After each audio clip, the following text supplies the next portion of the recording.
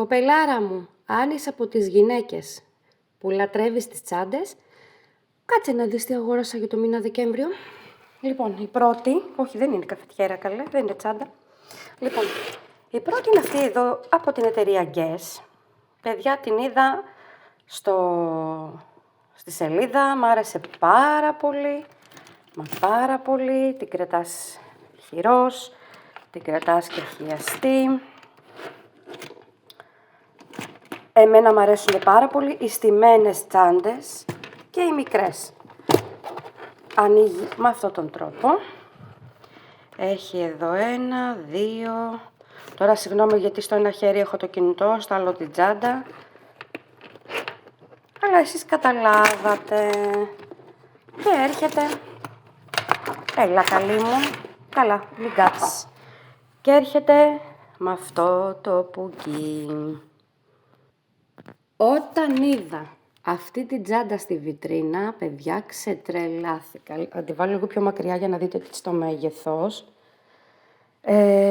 Είναι μικρή. Είναι ένα όνειρο. Είναι από την ελληνική εταιρεία Σορένα. Το προφέρω σωστά.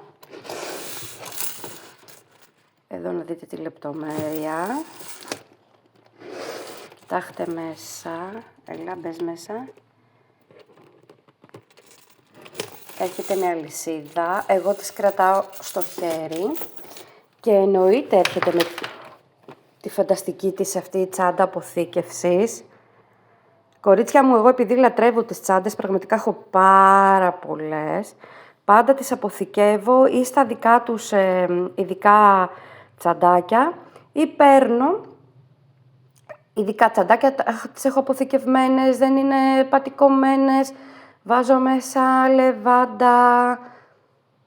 Γενικά τις προσέχω πάρα πολύ, πάρα πολύ. Και η τελευταία που αγόρασα για το μήνα Δεκέμβρη, εντάξει παιδιά, 3 τσάντες σε ένα μήνα. Ούτε σε ένα μήνα, αυτές όλες τις αγόρασα μέσα σε μια εβδομάδα. Είναι και ακριβές, έτσι. Δεν είναι λίγο. Αυτή όταν την είδα στη σελίδα τους, παιδιά, τρελάθηκα. Είπα πρέπει οπωσδήποτε να την αποκτήσω. Λατρεύω το γαλάζιο χρώμα. Αν και ακόμα τώρα φοράω σκούρα ρούχα. Τη σκέφτηκα με τζινάκι, με γαλάζια πουλοβεράκια. Είναι σαν την προηγούμενη, ακριβώς.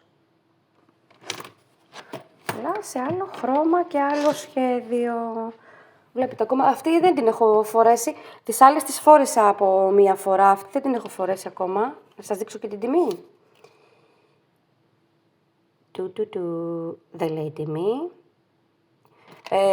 Είχε ακόμα, τι ήταν, Black Friday όταν τις πήρα.